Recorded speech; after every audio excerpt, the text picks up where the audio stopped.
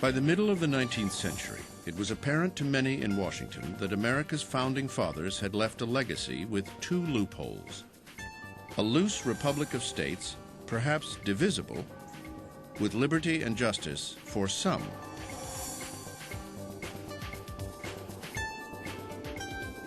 In less than 75 years, the republic had grown from a colonial possession into a continental nation. Territory gained after the Mexican War stretched the country from sea to shining sea. Yet this new land threatened to divide the nation. Most republics throughout the course of history had not survived. The Americans of the first half of the 19th century were uncertain whether their republic would survive a serious crisis, or would it break apart? Tensions were rising between the North and the South.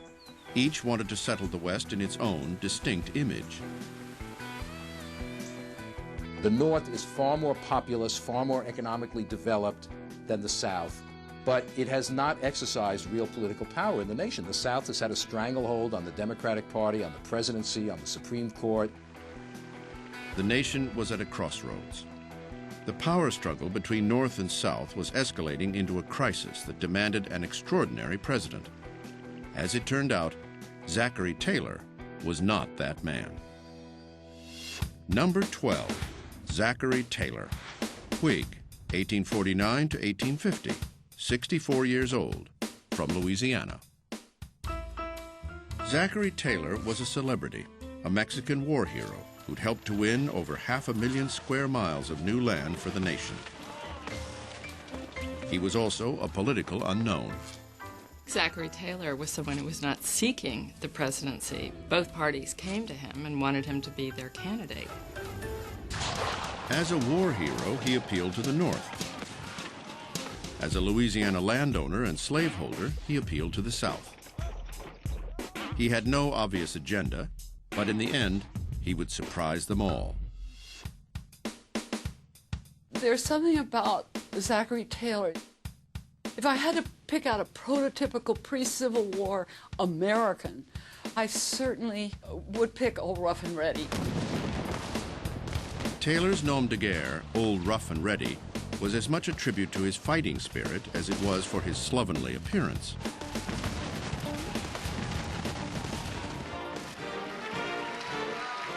He had none of the polish of a professional politician and was not a great communicator.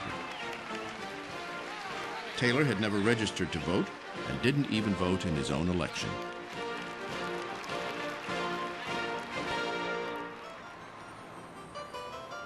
Despite outward appearances, he was really a Washington insider. His Army position had been arranged by his second cousin, James Madison. Robert E. Lee was his fourth cousin once removed, and Jefferson Davis had been his son-in-law. As president, Taylor deferred to others, going so far as to declare he would not exercise his veto power. Taylor didn't really see the presidency as a very powerful office, and he was actually strongly influenced by members of his cabinet and by certain members of Congress. He did say that he believed that the slavery issue should be decided by Congress, and Congress would be the ruling body, and that he would go along with whatever Congress proposed.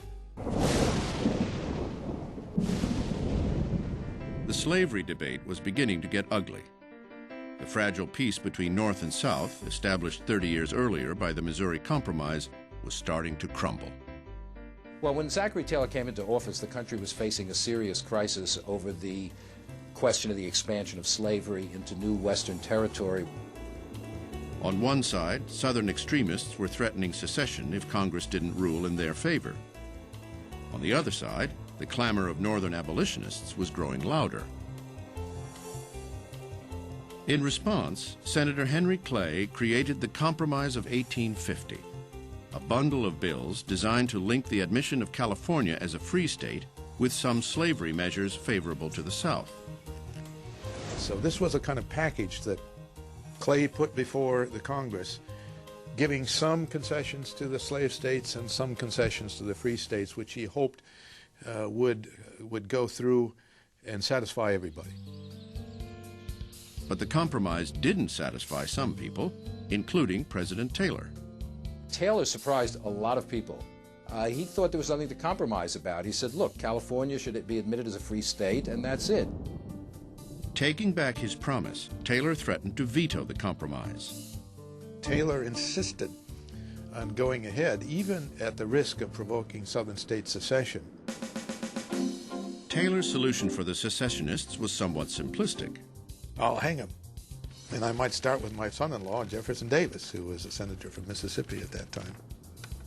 I think his best moment was simply affirming the integrity of the nation in response to threats of disunion that were coming from the South as the controversy over the Compromise of 1850 intensified. Barely a year into his administration, Taylor was evolving into an ardent Unionist. On a hot 4th of July in 1850, Taylor took a break from the political infighting to preside over a groundbreaking ceremony for the Washington Monument.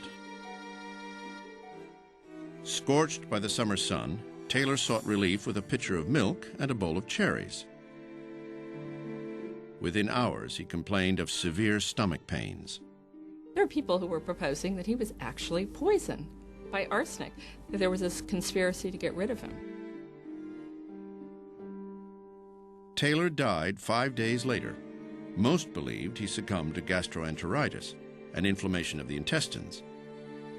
But there were lingering suspicions of foul play. It would take more than a century before anyone would know for certain. In 1991, an historian convinced Taylor's descendants to allow his body to be exhumed. Forensic analysis revealed no signs of foul play. Instead, they determined that a form of cholera was the most likely cause of Taylor's death. As far as I'm concerned, he definitively was not poisoned with arson.